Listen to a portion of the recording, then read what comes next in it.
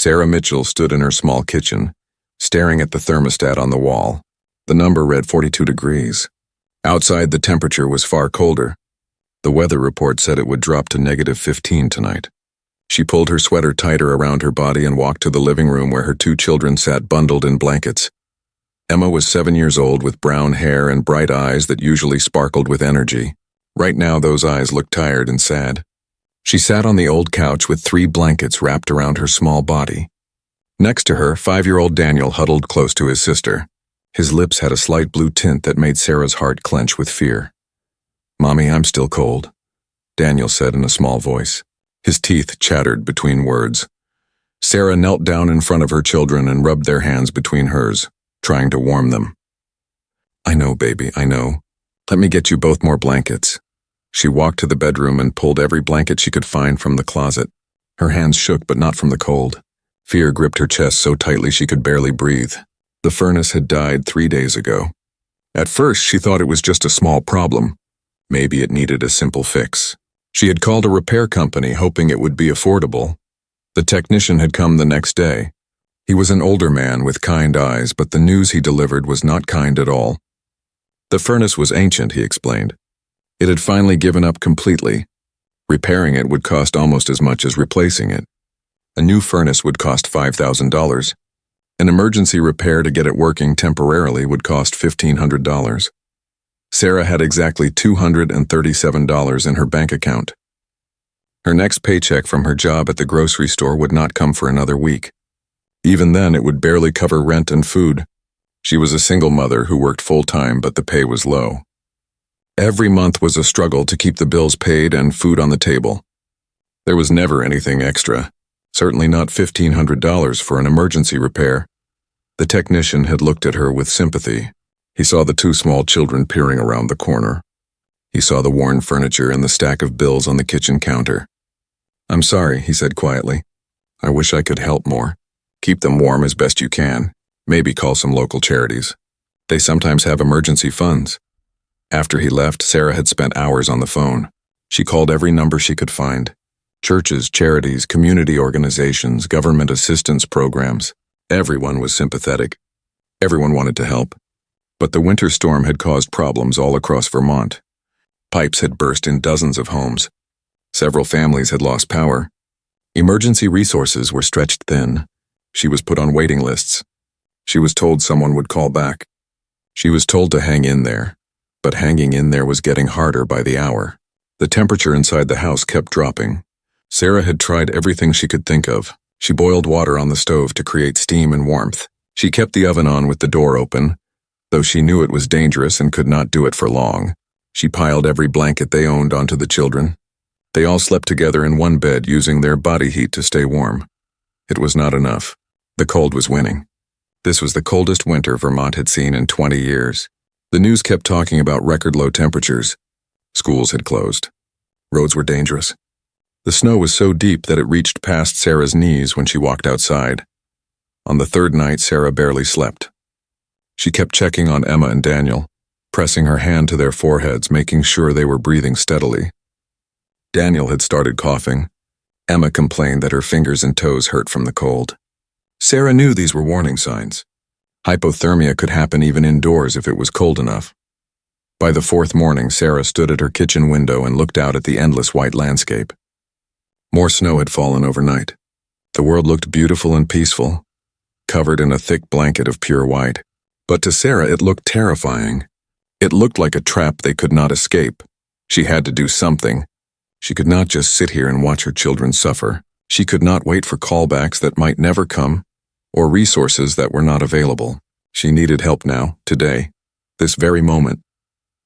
Sarah thought about her options. She could take the children to a hospital, but the emergency room would just warm them up and send them home to the same cold house. She could try to drive to a shelter, but her car had barely started that morning, and the roads were icy and dangerous.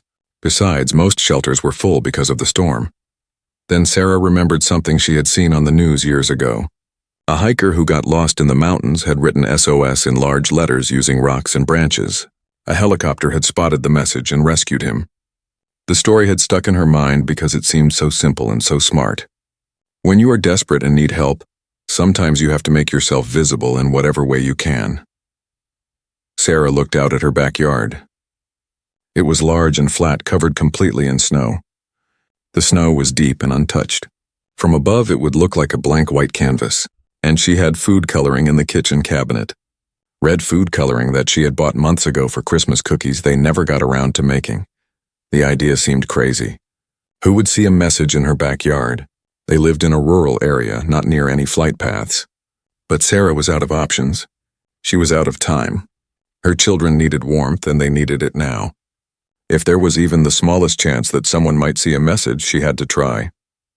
A mother will do anything for her children, even things that seem impossible or foolish. Sarah put on her heaviest coat, her boots, her gloves, and a hat. She filled several empty water bottles with hot water from the kettle and poured red food coloring into them, making a bright red liquid. She grabbed the snow shovel from the garage. Before going outside, she checked on Emma and Daniel one more time. They were huddled together under the blankets, watching a movie on the old tablet, trying to distract themselves from the cold. "Mommy will be right outside," she told them. "I need to do something important. Stay under the blankets and keep each other warm." "What are you doing, Mommy?" Emma asked. "I'm asking for help," Sarah said honestly. "I'm making sure someone knows we need help." She stepped outside into the bitter cold. The wind hit her face like a slap. The snow was so deep she could barely walk through it. But Sarah Mitchell was a mother, and mothers have a special kind of strength that comes from loving their children more than they love their own comfort or safety. She trudged into the middle of her backyard and began to work. The snow was deeper than Sarah had expected. Each step took effort. Her legs sank into the white powder up to her knees. The cold bit through her jeans almost immediately. But she kept moving forward, dragging the shovel behind her and carrying the bottles of red-colored water. She had a plan in her mind. She would write the letters as large as possible. Each letter needed to be big enough to see from far above. She started with the letter S. Using the shovel, she pushed snow aside to create the curved shape. The work was harder than she imagined. Her muscles ached. Her fingers grew numb inside her gloves. Sweat formed on her forehead despite the freezing temperature. After creating the outline of the first S with the shovel, Sarah opened one of the bottles and carefully poured the red liquid along the lines she had made. The bright red color stood out dramatically against the pure white snow. Good. This might actually work. She moved on to the O, then the second S. Each letter took nearly 20 minutes to complete. Her back hurt from bending over. Her hands cramped from gripping the shovel and bottles. The wind picked up, blowing snow into her face and making her eyes water. Several times she had to stop and warm her hands by tucking them under her arms. But she thought about Emma and Daniel inside the house, cold and scared. She thought about Daniel's blue-tinted lips and Emma's tired eyes. She thought about what could happen if they spent another night in that freezing house. That thought gave her the strength to continue. After finishing SOS, she moved to a new section of the yard and began spelling out "help cold." These words took even longer because there were more letters. The sun was starting to sink lower in the sky. Sarah worked faster, her movements becoming more urgent. She needed to finish before it got dark. Finally, after nearly 2 hours of work in the freezing cold, she stepped back and looked at what she had created. The message was clear and bold. SOS in huge red letters. Below it, "help cold" in slightly smaller but still large letters. And at the bottom, she had carefully written her house address using the last of the red water. Sarah stood in the middle of her snowy backyard, breathing hard, her body exhausted. She looked up at the gray winter sky. Would anyone see this? Would it make any difference? She did not know, but she had tried. She had done something instead of just sitting and waiting and hoping. Her neighbor, Mr. Peterson, lived 3 houses down the road. He was a retired engineer who loved gadgets and technology. Sarah had seen him flying a drone in the summer, taking pictures of the neighborhood from above. She wondered if he might fly it today, but probably not. The weather was too harsh. Most people were staying inside where it was warm and safe. Sarah trudged back to the house, her legs heavy with exhaustion and cold. She stomped the snow off her boots and stepped inside. The house felt slightly warmer than outside, but not by much. Emma and Daniel looked up when she entered. "Did it work, Mommy?" Emma asked. "I don't know yet, sweetie," Sarah said honestly, "but I did my best. Now let's get you both something warm to drink." She made hot chocolate using the last of the cocoa powder. They could not afford to waste electricity or gas, but her children needed something warm inside their bodies. They sat together on the couch, the three of them huddled under blankets, sipping the hot chocolate slowly to make it last. What Sarah did not know was that 3 houses down, Mr. Peterson was indeed thinking about his drone. He loved photography and had been feeling cooped up inside for days. The storm had finally passed, leaving behind clear skies and endless snow. The landscape would look beautiful from above. All that white snow, the trees heavy with ice, the houses scattered across the rural area like toys in a winter wonderland. Against his wife's advice that it was too cold, Mr. Peterson bundled up and took his drone outside. His fingers were clumsy with the remote control because of his thick gloves, but he managed to get the drone into the air. He sent it up high, watching through the small screen as the camera captured stunning views of the snow-covered neighborhood. He flew the drone in a wide circle, recording everything. The video was spectacular. The world looked so peaceful and beautiful from above. He decided to post it online later. His friends always enjoyed his aerial photography. The drone passed over several yards, capturing rooftops and driveways and trees. Then it passed over Sarah's property. On his screen, Mr. Peterson saw something unusual. Bright red letters in the snow. He stopped the drone and brought it lower, focusing the camera. His eyes widened as he read the message. SOS, help cold, and an address. Sarah's address. He knew that house. He knew the young mother who lived there with her 2 small children. He had seen her struggling to shovel snow from her driveway, always working so hard. Mr. Peterson brought the drone back home immediately. His wife was in the kitchen making soup. "Martha," he called out, "come look at this." She came over and looked at the video footage on his computer screen. Her hand went to her mouth. "Oh no, those poor children. We should call someone." "I'm going to do better than that," Mr. Peterson said. "I'm going to make sure everyone sees this." He posted the video on Facebook with a caption explaining what he had found. He tagged the local community group. He also posted it on Twitter and Instagram. Within minutes, people started responding. Neighbors who lived nearby offered to help. Some suggested calling emergency services. Others asked if anyone had heat lamps or space heaters to lend. But the video did not stop with just local neighbors. Someone shared it to a larger regional group. Then someone else shared it to a statewide page. The algorithm picked it up because people were engaging with it so quickly. Comments, shares, likes, all happening at a rapid pace. People were moved by the image. A desperate mother writing a message in the snow, begging for help in the most basic and primal way humans have asked for assistance for thousands of years. A visible signal. A cry for help that could not be ignored. Within an hour, the video had been shared hundreds of times. Local news stations saw it and began making calls to verify the story. Was this real? Was there really a family in danger? They found Sarah's phone number and called her.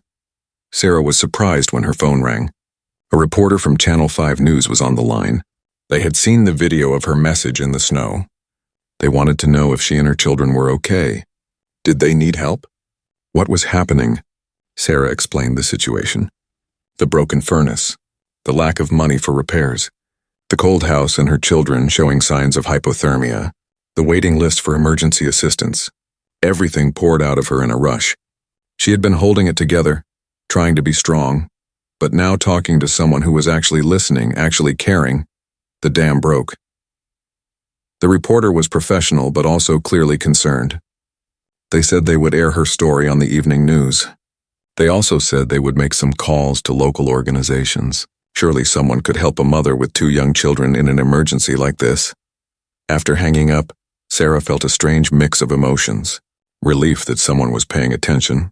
Embarrassment that her desperate situation was becoming public. Fear that it still might not be enough. Hope that maybe, just maybe, help was coming. She did not let herself believe too much in that hope. Life had taught her that things did not always work out just because you needed them to. She had been disappointed too many times before. But still a small flame of hope flickered in her chest. Someone had seen her message. Someone was listening. That was more than she had an hour ago. Outside, the sun was setting. The temperature was dropping again. Sarah added more blankets to the pile on the couch. She checked Emma and Daniel for signs of hypothermia again. Daniel's cough sounded worse. Emma had stopped complaining, which worried Sarah even more. Sometimes when children got too cold, They became quiet and sleepy. That was dangerous. The evening news aired. Sarah's story was the third segment. They showed the aerial video of her SOS message in the snow. They explained the situation. The reporter looked directly into the camera and said that this family needed help immediately. She gave information about how people could donate to help with the furnace repair. The video clip from the news was posted online. And then something unexpected happened. The video began to spread far beyond Vermont, far beyond New England. It jumped from local news to regional news to national attention. By midnight, millions of people across the country had seen the image of that desperate message written in red letters in the snow. That evening, hundreds of miles away in Florida, Cena was winding down after a long day of filming. The famous wrestler and actor had been on set since early morning, working on his latest movie project. Now he sat in his hotel room, tired but too restless to sleep right away. He did what millions of people do at the end of a busy day. He picked up his phone and started scrolling through social media. Cena was not just famous for his wrestling career or his acting roles. He was known for something else too. He held the record for the most Make-A-Wish Foundation visits. He had granted over 650 wishes for sick children. More than anyone else in history. He did it because he genuinely cared about helping people, especially children. His charity work was not just for publicity. It was part of who he was as a person. As he scrolled through Twitter, a video caught his attention. The caption read, "Mother writes SOS in snow to save her freezing children." The image showed aerial footage of a snowy backyard with bright red letters spelling out a desperate message. John stopped scrolling. He clicked on the video and watched it completely. Then he watched it again. He read the story that went with the video. Single mother. 2 young children. Broken furnace in the middle of a historic cold snap. No money for repairs. Emergency resources stretched too thin to help. A mother so desperate that she went outside in freezing temperatures and spent hours writing a message in the snow, hoping somehow someone would see it and help. John felt something tighten in his chest. He had seen a lot of difficult situations in his charity work. He had met families facing impossible challenges. But something about this story hit him differently. Maybe it was the image of that message in the snow, the raw desperation of it. The mother's refusal to give up even when the situation seemed hopeless. He looked at the date and location. Vermont. This was happening right now. This was not an old story or something that had already been resolved. Those children were cold right now. At this very moment, they were probably huddled under blankets in a freezing house, scared and uncomfortable. John did not hesitate. He had the resources to help. He had the connections to make things happen quickly. And he had the will to act immediately, rather than wait and see if someone else would handle it. He picked up his phone and called his personal assistant, Rebecca. "Rebecca, sorry to call so late. I need you to look into something urgent." He explained the situation and sent her the link to the video. "Find out everything you can about this family.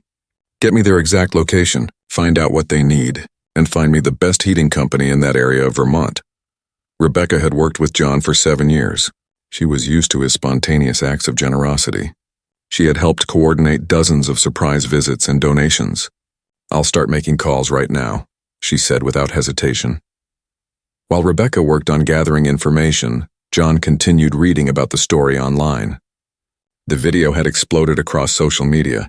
Thousands of people were commenting, sharing their own struggles with heating costs, expressing sympathy for the family. Many people offered to donate money. Some local Vermonters offered space heaters or temporary shelter. But John could see that coordinated help had not yet reached the family. The mother, Sarah Mitchell, had given an interview to a local news station. Her voice shook as she talked about her fear for her children. She thanked everyone for their concern and said she was on several waiting lists for assistance. But waiting lists did not keep children warm tonight. John's phone rang. It was Rebecca calling back. "I found the heating company with the best reputation in that area. It's called Mountain State Heating and Cooling.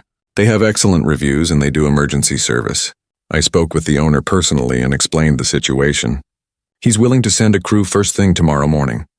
"Tomorrow morning is too late," John said. "Those kids need heat tonight. Call him back. Tell him we'll pay triple the emergency rate if he sends someone tonight, right now." "I'll call him back immediately," Rebecca said. 15 minutes later, Rebecca called again. The owner is sending his best technician tonight. The technician lives about 40 minutes from the family's location. He's leaving now. The owner said they'll install a complete new furnace system. He quoted $8,000 for the full installation, including a high-efficiency unit that will lower her heating bills in the future.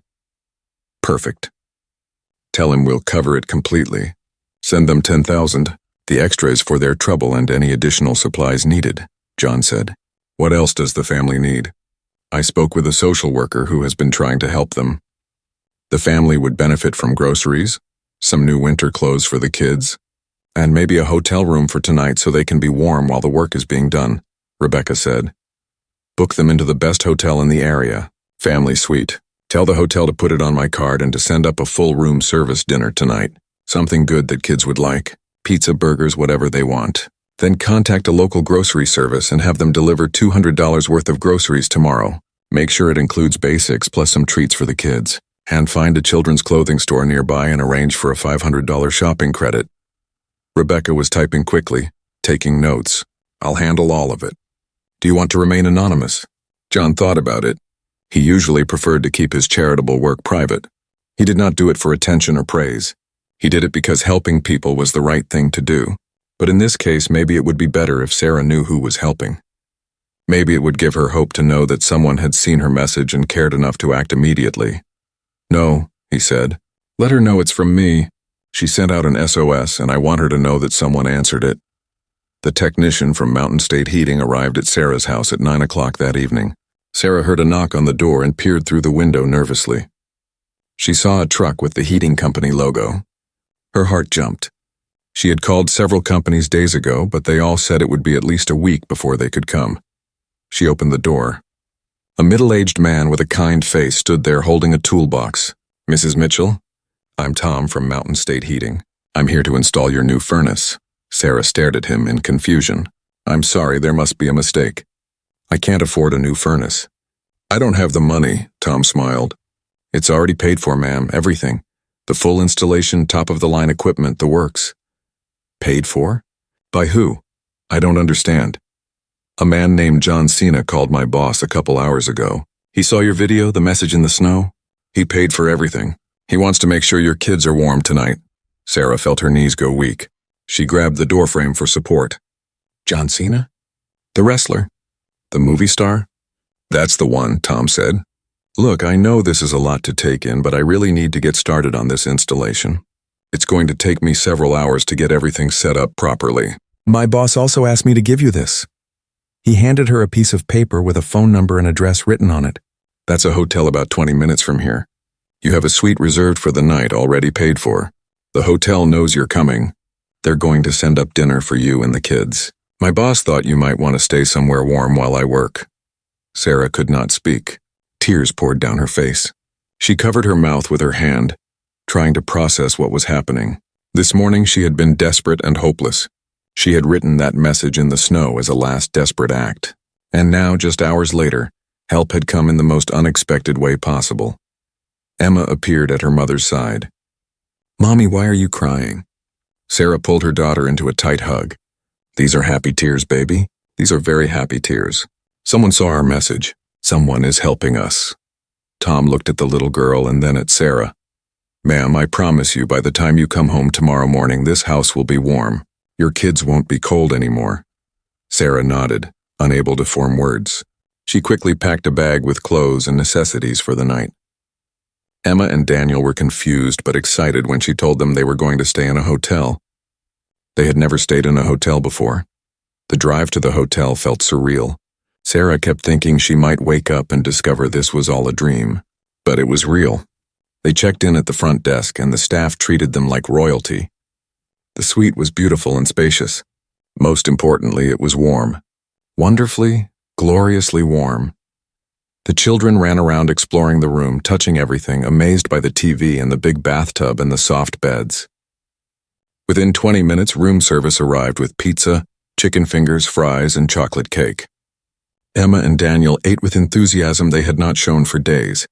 Being cold had stolen their appetites, but now in the warmth they were hungry again. After dinner, Sarah ran a hot bath for both children. They played in the warm water, their cheeks pink and healthy looking for the first time in days. She wrapped them in the hotel's fluffy towels and dressed them in clean pajamas. They climbed into the big hotel bed together, all three of them, and Sarah turned on a children's movie. As her children watched the movie, warm and safe and happy, Sarah allowed herself to cry again. She thought about writing that message in the snow. She thought about how hopeless she had felt. And she thought about John Cena, a man she had never met who had seen her desperate plea and decided to help immediately.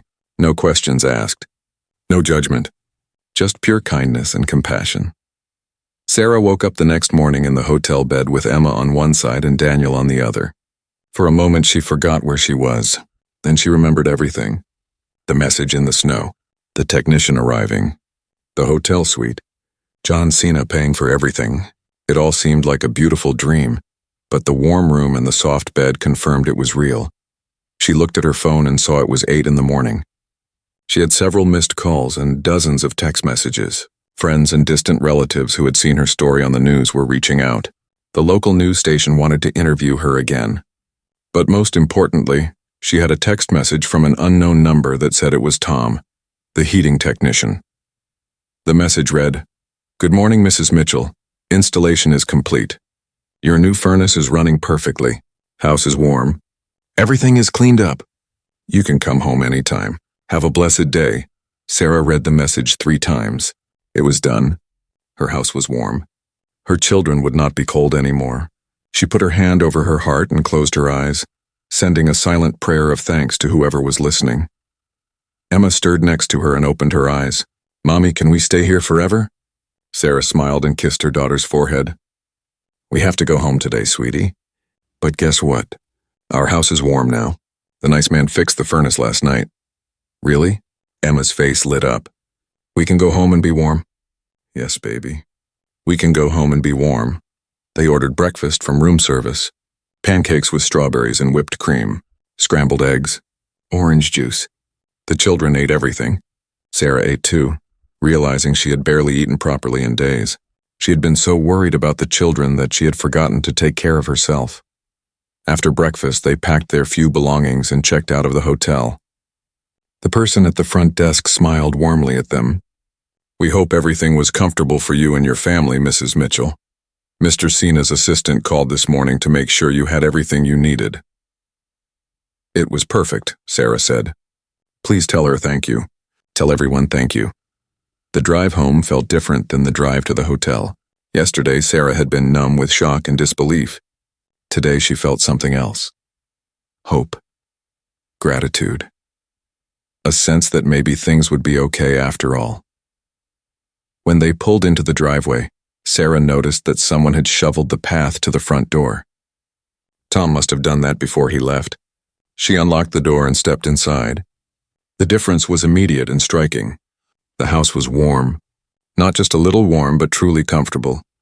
The kind of warmth that makes you want to take off your coat instead of putting on more layers. Emma and Daniel ran inside and immediately started taking off their extra sweaters. "It's warm, Mommy. It's really warm," Daniel shouted happily. Sarah walked to the basement where the old furnace had been. In its place was a new modern system humming quietly and efficiently. Everything was neat and professional. Tom had done an excellent job. Next to the furnace was a piece of paper with care instructions and a phone number to call if they ever had any problems. Sarah went back upstairs and looked out the window at her backyard. The message was still there in the snow. SOS. Help cold. Those desperate words written with frozen hands and a frightened heart. But now they had a different meaning. They were proof that sometimes when you ask for help, help comes. Sometimes in the most unexpected ways from the most unexpected people. She was standing there lost in thought when her phone rang. The caller ID showed an unknown number with a Florida area code. Sarah answered hesitantly. "Hello? Hello, is this Sarah Mitchell?" The voice was male, warm, and strangely familiar.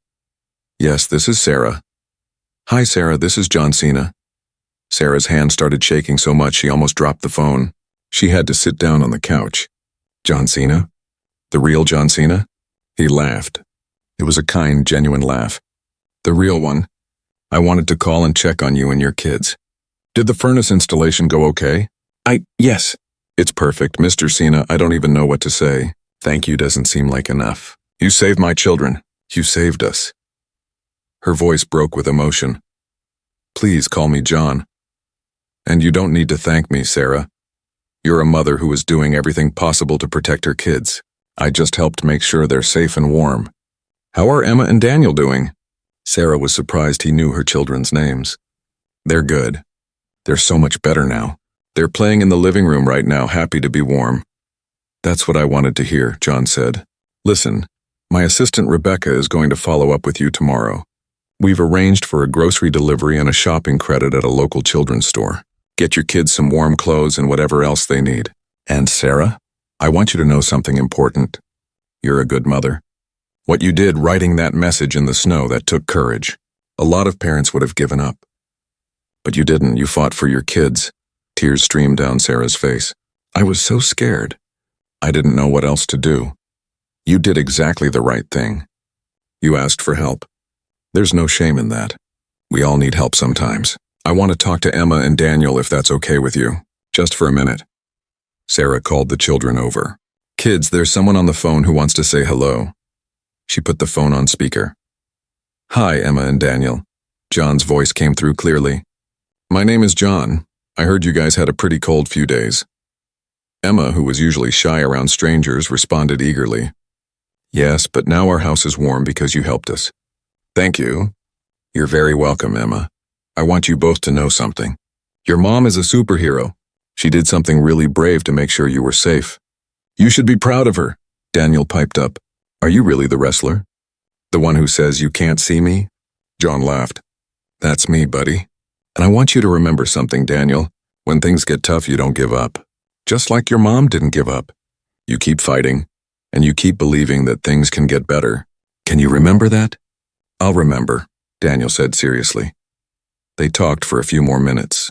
John told them a funny story about a movie he was filming. He made them laugh. He made them feel special and important. When the call ended, Emma and Daniel were buzzing with excitement. They had talked to John Cena. The famous wrestler and movie star had called them personally. After the children went back to playing, Sarah sat quietly on the couch. She thought about everything that had happened in the past 24 hours. The transformation from desperation to hope, from fear to security. One act of kindness from a stranger had changed everything. But John Cena did not stop with the furnace. Over the next few days, more help arrived. The grocery delivery came, boxes full of food. Fresh fruits and vegetables, meat, pasta, bread, milk, and treats like cookies and ice cream. Sarah opened each box with tears in her eyes.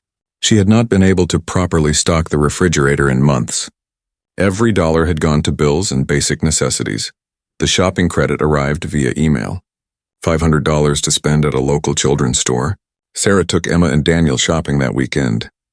They each got new winter coats, boots, hats, gloves, and warm pajamas. They also got some regular clothes they desperately needed. Emma picked out a pink dress she loved. Daniel chose a shirt with dinosaurs on it. Sarah let them each choose one toy. Emma picked a doll. Daniel picked a truck. As they left the store, both children carrying their bags with big smiles on their faces, Daniel said, Mommy, I think John Cena is magic. Sarah smiled and ruffled his hair. He's not magic, baby. He's just a very kind person who chose to help us when we needed it most. But Emma, wise beyond her 7 years, said something that stuck with Sarah. Maybe being kind is a kind of magic, Mommy, because it makes impossible things happen. Sarah thought about that. Maybe Emma was right. Kindness could feel like magic when you were on the receiving end of it. When someone reached out and helped without expecting anything in return, it could change everything. It could transform hopelessness into hope, fear into security, desperation into gratitude. The local news station came back to interview Sarah again. This time the story was not about a desperate mother's plea for help. It was about how that plea was answered. The reporter asked Sarah what she wanted people to know about her experience. Sarah thought carefully before answering. I want people to know that asking for help is not weakness. It's courage. I was embarrassed to need help. I felt like I had failed as a mother because I couldn't keep my children warm. But John Cena showed me that accepting help and giving help are both important. We need each other. That's what makes us human. The interview aired that evening. The story of the SOS in the snow and John Cena's response spread even further. It became more than just a news story. It became a symbol of human kindness and compassion. In a world that often seemed cold and uncaring, here was proof that good people existed, that someone with resources would use them to help a family in need without hesitation. Social media exploded with positive comments about John Cena, but many people also focused on Sarah's courage and strength as a mother. She became a symbol too, a reminder that parents will do anything for their children, even impossible things.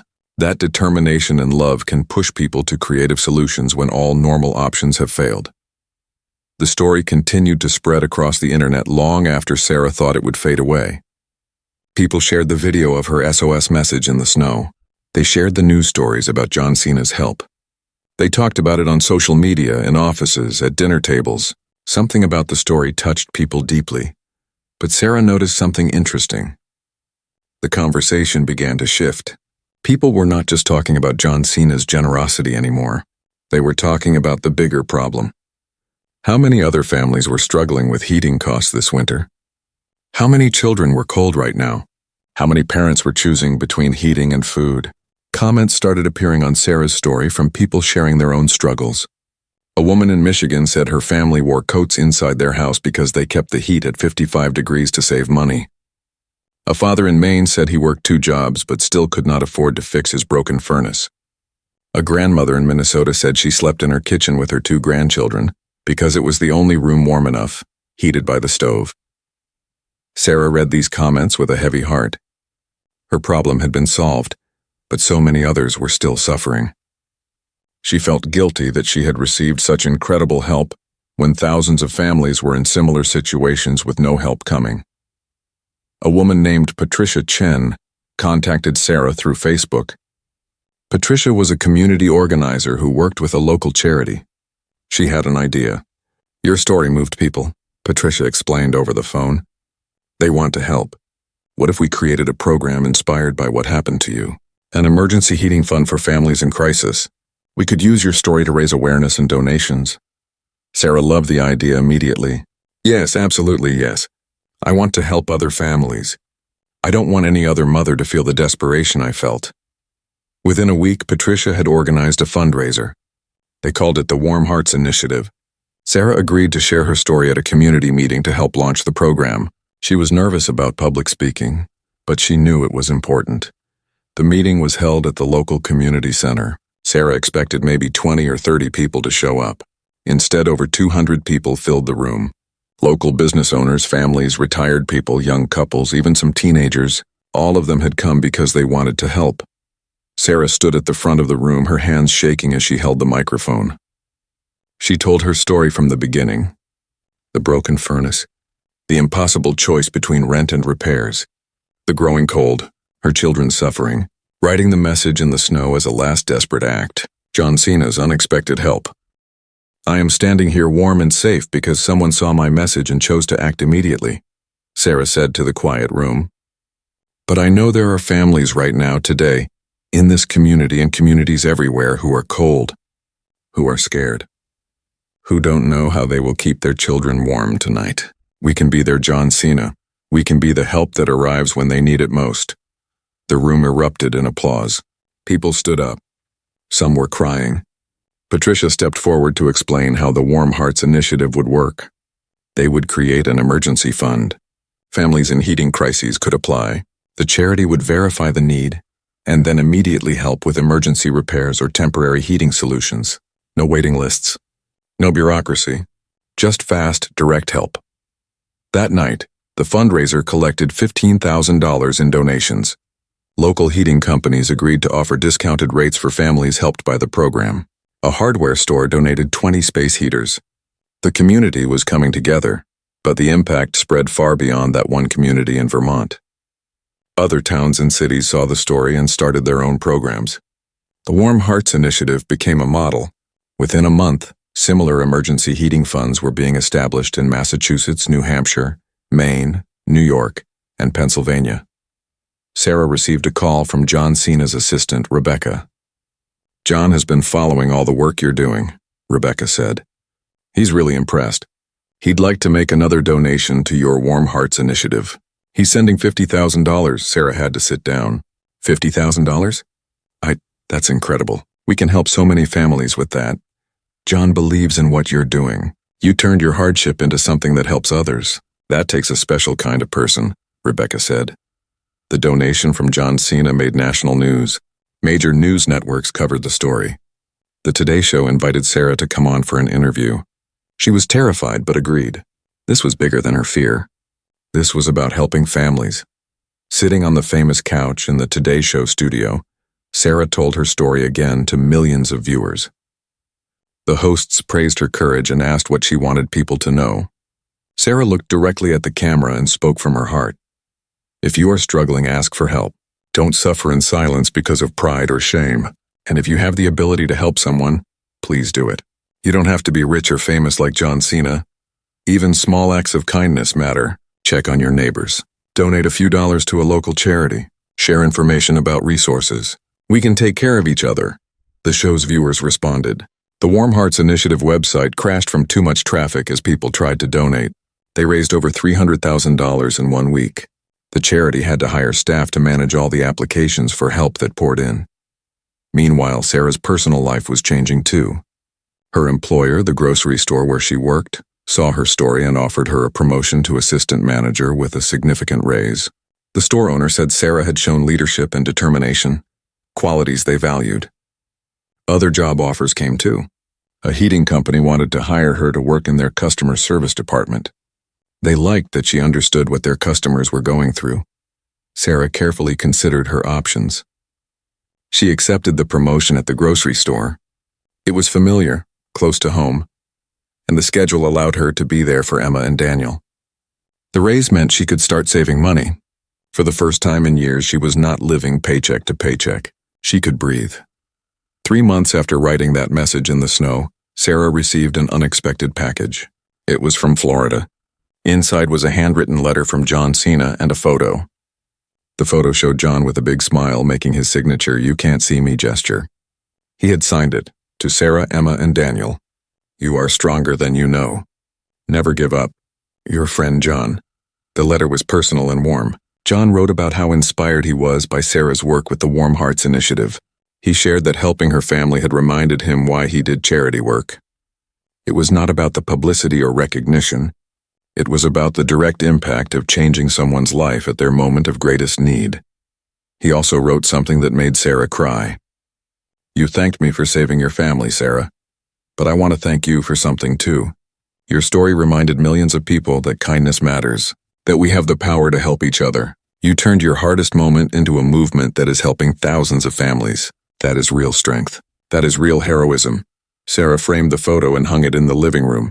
Emma and Daniel loved looking at it and telling people about the time John Cena called them. But more than that, the photo reminded Sarah of an important truth. Hard times do not last forever. Help can come from unexpected places. And surviving a crisis is not the end of the story. It can be the beginning of something meaningful. The Warm Hearts Initiative continued to grow. By the end of winter, they had helped over 300 families with emergency heating issues. Not one child in their service area went without heat because their family could not afford repairs. Local news called it the John Cena effect, but people who knew the real story called it the Sarah Mitchell effect. Sarah became a volunteer spokesperson for the charity. She spoke at schools, community centers, and fundraising events. She told her story over and over because each time she told it, more people were moved to help. Each time she spoke, more families received assistance. At one event, a young mother approached Sarah with tears in her eyes. My furnace broke 2 weeks ago, the woman said. I had no idea what to do. Then I heard about your program. They came to my house the next day and fixed everything. My 3 kids are warm now. Thank you. Thank you so much. Sarah hugged the woman tightly. I know exactly how you felt. I've been there. I'm so glad we could help. Walking to her car after the event, Sarah thought about the journey from that desperate day riding in the snow to this moment. She had been so broken, so scared, so certain that she had failed her children. But she had not failed. She had fought for them in the only way she knew how, and that fight had created ripples that spread far beyond her small backyard. Sometimes Sarah still looked out at that backyard and remembered the message she had written. The snow had melted long ago. Spring was coming. Green grass was starting to show through in patches, but the memory remained vivid. Those red letters, those desperate words, that moment of complete vulnerability when she laid her need bare for the world to see. She had learned something important through this experience. Vulnerability was not weakness. Asking for help was not failure. And sometimes the hardest moments in life become the most meaningful. They show you who you really are. They show you who cares. They show you that human kindness still exists in a world that sometimes feels cold and uncaring. Sarah's phone buzzed. It was a text from Patricia.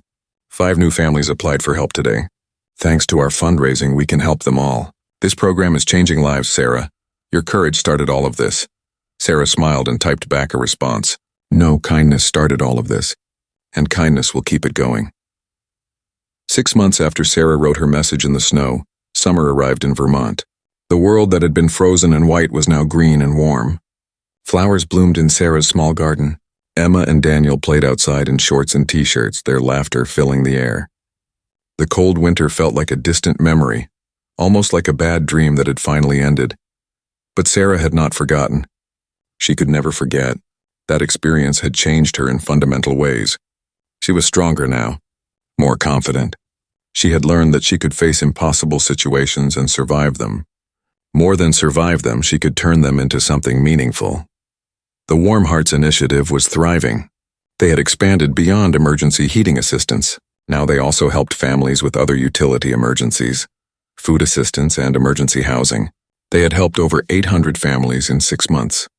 The small charity had grown into a regional organization with partnerships across New England. Sarah had become the public face of the charity, though she never sought that role. She simply told her story when asked, and people responded. Her honesty and authenticity resonated with people who had faced their own struggles. She was not a polished professional speaker. She was a mother who had been desperate and scared, and who wanted to make sure no other parent felt that helpless. One afternoon in July, Sarah received an email that made her read it 3 times to make sure it was real. It was from a producer at a major television network. They were creating a special program about everyday heroes, people who had turned personal hardships into movements that helped others. They wanted to feature Sarah's story, and they wanted to surprise her with something special during the filming. Sarah was hesitant. She had done local interviews and spoken at events, but national television felt different, bigger, more exposed. But Patricia convinced her. Think about how many families could be helped if millions of people see this program and donate or start similar initiatives in their communities. This is bigger than you, Sarah. This is about the movement you helped create. Sarah agreed to participate. The filming was scheduled for August. A crew would come to Vermont and film her at home at the charity office and speaking with some of the families they had helped. Sarah prepared by cleaning her house thoroughly and making sure Emma and Daniel understood what would happen. The day of filming arrived. The crew was professional and kind. They filmed Sarah talking about that winter day when she wrote the SOS message. They filmed her at her job at the grocery store, showing that she was a regular person with a regular job, not someone special or extraordinary. They filmed her at the Warm Hearts Initiative office, speaking with Patricia, and reviewing applications from families who needed help. The most emotional part of filming was meeting with 3 families that the charity had helped. Each family shared their story of crisis and how the Warm Hearts Initiative had stepped in at their moment of greatest need. Sarah listened to each story with tears in her eyes. A single father whose heating system failed during a cold snap. An elderly couple on fixed income whose furnace died. A young family with a newborn baby who lost heat in the middle of winter. All of them had been helped because of the movement that started with Sarah's message in the snow. After hours of filming, the producer asked Sarah to come outside to the backyard. The same backyard where she had written her desperate message. The crew set up cameras and lighting. Sarah was confused about what was happening. Sarah, the producer said with a smile, we wanted to do something special for this program. Someone wanted to be here today, but his filming schedule didn't allow it, so he recorded a message for you. They set up a large monitor. Sarah's heart started racing. She had a feeling she knew who it might be, but she was afraid to hope. The screen came to life and there was Cena, sitting in what looked like a movie set smiling at the camera. Sarah's hand went to her mouth. Hi, Sarah. John's voice came through clearly. I wish I could be there in person, but I'm on location filming a movie halfway around the world. I wanted to talk to you today because what you have done over the past 6 months has been incredible to watch. When I helped your family that winter night, I just wanted to make sure your kids were warm. I had no idea that your response to receiving help would be to create something that would help hundreds of other families. John's expression became more serious, more emotional. You know, Sarah, I've granted a lot of wishes and helped a lot of people through my charity work. But what you have shown me is that the greatest impact comes when we turn our own struggles into strength for others. You didn't just accept help and move on. You took your experience and built something meaningful from it. That takes a special kind of courage and compassion. Sarah was crying now, tears streaming down her face. Emma and Daniel stood on either side of her, watching the screen. John continued, I've been following the Warm Hearts Initiative closely. I've seen the families you've helped. I've read the thank you letters. I've watched you speak at events, always humble, always focusing on others rather than yourself. You have inspired me, Sarah. You have reminded me why helping people matters so much. Because sometimes one act of kindness creates a chain reaction of more kindness. That's what you have done. He paused and his famous smile returned. So I wanted to do something to support the work you're doing. I am making a donation of $200,000 to the Warm Hearts Initiative. This money should help you expand your program, hire more staff, and help even more families. But more than that, I wanted to say thank you. Thank you for showing the world what real strength looks like. Thank you for turning your hardest moment into hope for others. Thank you for being exactly the kind of person the world needs more of. The video showed John looking directly at the camera, directly at Sarah. Emma and Daniel, your mom is a hero. I hope you grow up knowing how special she is. Sarah, you wrote SOS in the snow because you needed help. Now you are the help that arrives for other families. That is beautiful. That is powerful. I am honored to know you and to support your work. Keep fighting for families who need it. Keep being the person you are. The world is better because of you. The screen went dark. Sarah could not speak. She stood in her backyard, the same place where she had written that desperate message, and she sobbed. But these were not tears of fear or desperation. These were tears of gratitude, of overwhelming emotion, of recognition that something beautiful had come from something terrible. The crew filmed her reaction. They filmed Emma hugging her mother.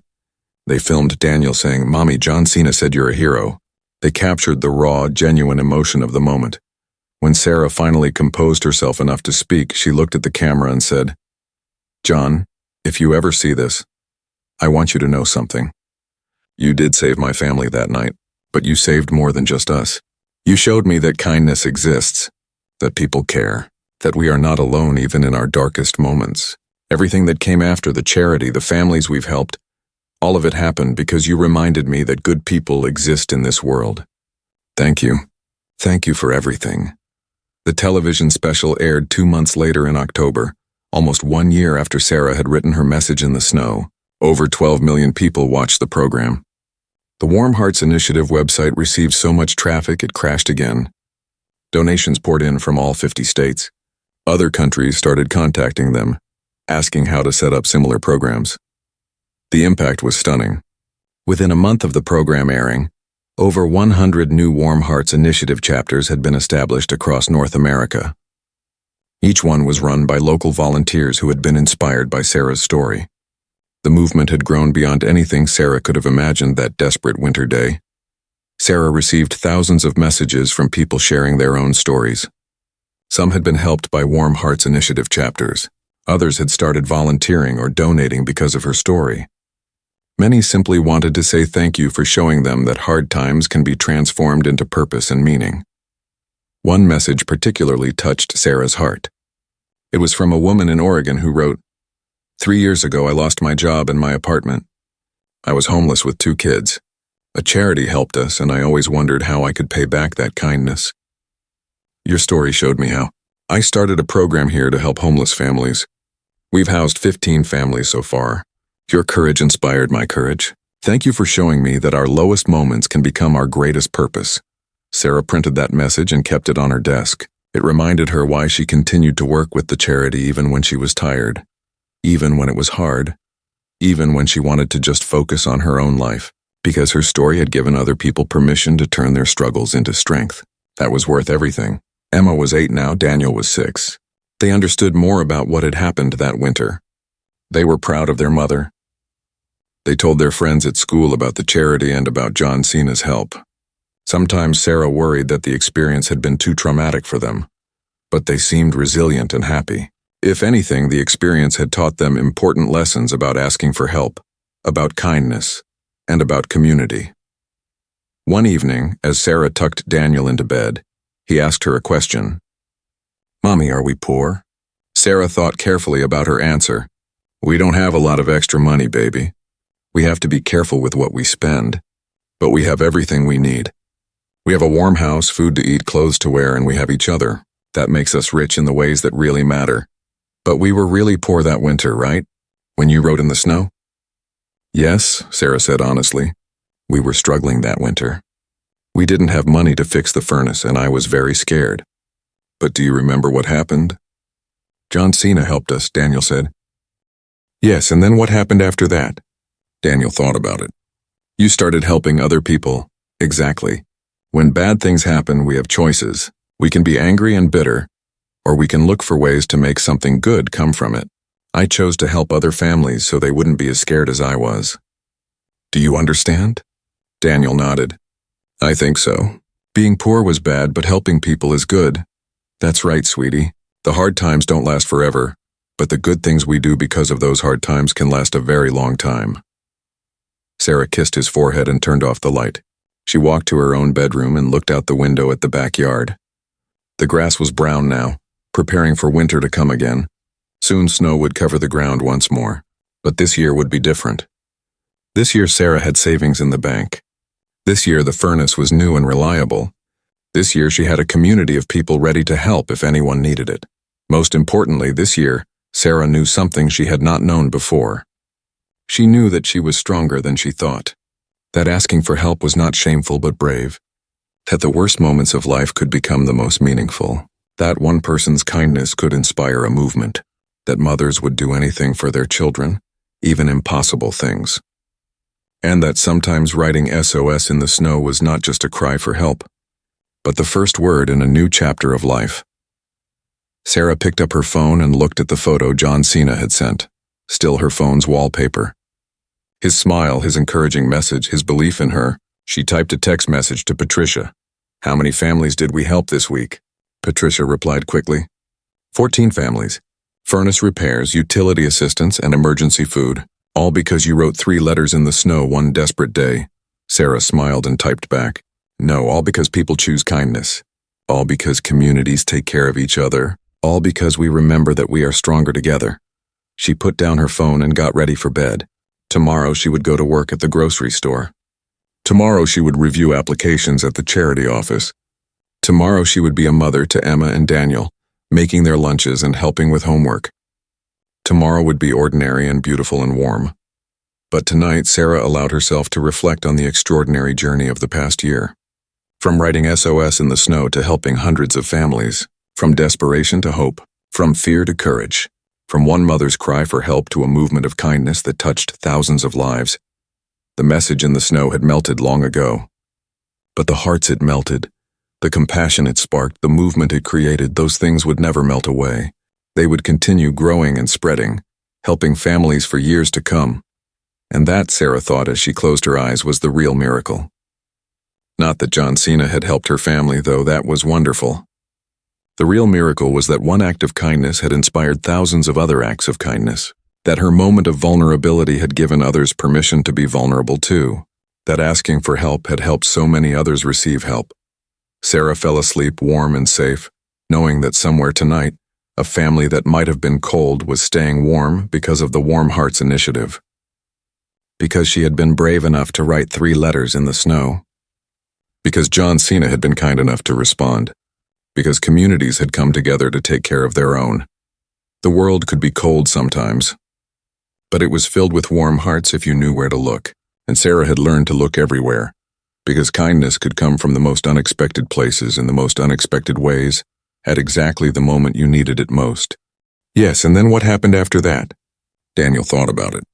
"You started helping other people." "Exactly.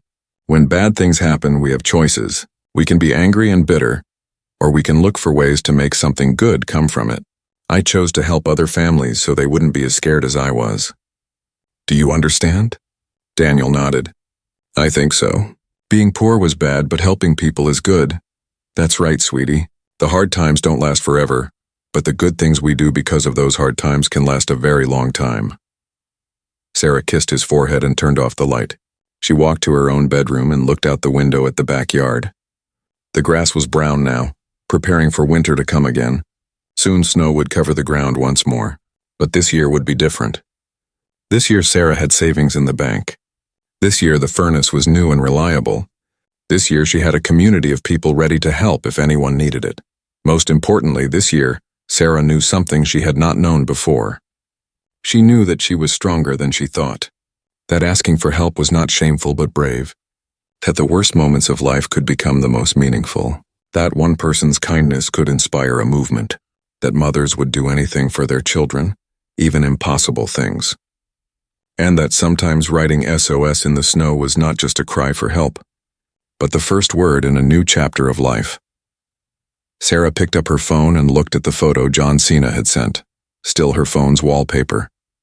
His smile, his encouraging message, his belief in her. She typed a text message to Patricia.